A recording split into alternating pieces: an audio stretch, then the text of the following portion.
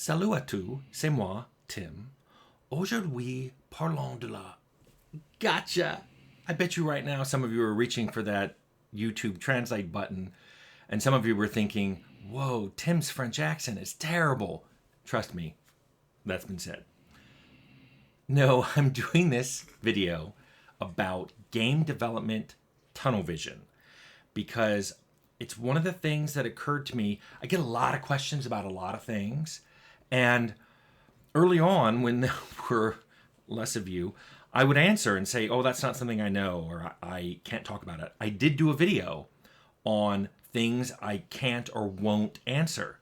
But since then, there's been a lot more questions that encompass a lot more things, even about game development or tangentially related to game development, that I literally cannot answer. I either don't know it or I'm not qualified to answer. So let me summarize. I mentioned this in my career video. I've never done anything else. I've been doing game development since I was 16 years old, professionally, like getting paid to do it.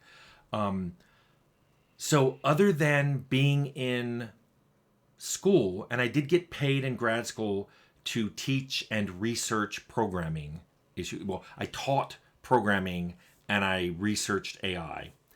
Other than that, I've never been paid to do anything else in my entire life other than be a game dev. One exception you could say was in 2005 when I helped someone with a theme park design. That's also in the career video. But I really have never done anything else. So this creates this form of tunnel vision in my life, and also you need to realize that that's true for this channel as well. I have a lot of game development stories. As you can tell, I've been talking daily, near daily, for over a year just about game development. But I lack a certain foundational set of experiences that almost all of the people watching this video have. You have worked a number of jobs, especially when you're a teenager. You know, while all my friends were getting jobs at department stores and fast food restaurants and, you know, little stores like shoe stores and pet stores, or working with a landscaping company, or, you know, doing internships at different companies, I wasn't.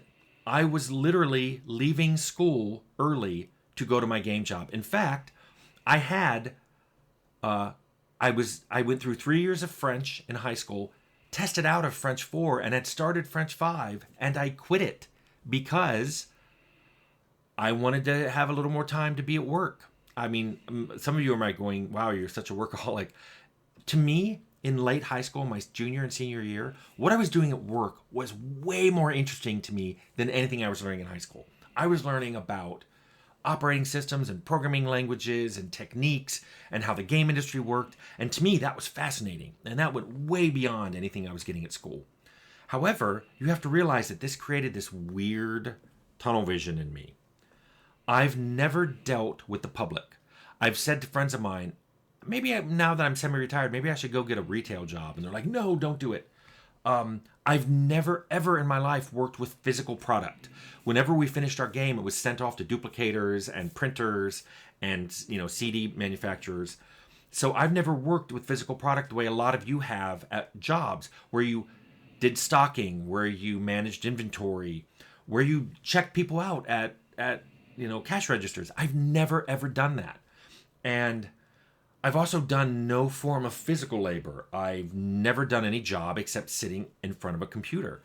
So it leads to this weird point of view, this weird lens I have on everything. Like, I know the thermodynamic equations behind how internal combustion engines work, but I can't fix my own car. That's what I'm trying to express here. And that's why there's a lot of questions that I don't even touch anymore. It seems repetitive to go, I don't know anything about that. I can't answer that. That's not in my area of expertise. And just to put a pin in it, you know, I ran Troika Games with Leonard Borarsky and Jason Anderson for 7 years, from 1998 to 2005. And this is just me talking. I'm not going to speak for them, but I had no training at all in running a business, business development. I had one accounting class from high school. Troika was run to make games, not to make money. Now, some of you are going, great, that's what a game company should do. Focus on making games. Others of you right now are going, duh, I can totally tell from the games you made that that was your focus. We had 3 games by various groups of people are considered cult classics: Arcanum, Temple of Elemental Evil, and Vampire Bloodlines. But all of them had bugs, design issues, like major flaws. And beyond that, I'm talking beyond the actual making games, Troika itself had a flaw because businesses need to make money. They need to. I know people don't like to think about that, and they're like, oh, businesses, they use that as a negative thing. Businesses are just trying to make money. Duh. That's what they do. That's why they're formed. If they don't make money, everyone who works there loses. And that's what happened at Troika. We were not focused on making money. We didn't make good contracts. We didn't focus on business development. We didn't focus on business relations or anything like that. Troika got shut down by us. And it was my idea to shut it down. If you want to blame someone, it was my idea. Because it just was not being run as a good business. We were running it to make good games. It sounds like, hey, good. No, it was bad. It was bad for Troika. It was bad for the employees because we couldn't keep going as a concern. So the reason I made this video, aside so you could hear a dog snoring again, is if you're watching my channel, you have to realize that there's a lot that there's some things I won't talk about, NDAs, current games I'm working on, but there's also a lot I can't talk about. I just have no experience, including game development. So when people ask questions about indie, or if I say something and there's a lot of comments of people going, well, Tim, that's not how it works in indie. You're right. I don't know anything about indie, and I don't pretend to. Similarly, I can't talk to you about venture capital. I know a lot of colleagues who've gotten their game companies off the ground or gotten games funded through venture capital, VC. I don't know anything about that. I've never done that. I don't know what life is like at big publishers. I mean, really big publishers like EA or Ubisoft or Sony. The closest I ever got to that was working at Obsidian that got bought by Microsoft, and then I left. I mean, you might think NCSoft, but I worked at a little teeny division, Carbine, where there was a bigger home office in Austin, which I didn't work at, and an even bigger office in Seoul, South Korea, which I didn't work at. So I don't know how things go there internally.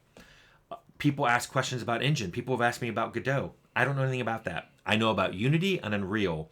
And even then, I didn't work in any other engine except the one source engine from Valve until I made Bloodlines, which came out in 2004. And that was 23 years into my career. So there's so many things I don't know about other game engines. Additionally, people ask about programming languages. And yeah, I've done assembly, but back in the 8086, 8080, 8088 days, pretty much any language you're going to ask me about besides C, C++, or C#, I don't know much about. I've studied them academically. I know Fortran and Snowball and, but Ada, things I haven't looked at in decades. And, I've done a little in Python and Perl, but not much. And my deep knowledge of the C languages got me through that. So I wanted to do this quick video basically saying, hey guys, there's a lot I don't know. So I need you to add that to the growing list of lenses through which you watch my channel. And just know that you can ask me questions about things, but I don't know how to answer them. So I try, and if it's a short answer, I'll respond to your comment. If it's a longer answer, I'll make a video. But there's just a lot of things I don't know anything about. And for all you native French speakers, I apologize for how I opened this video.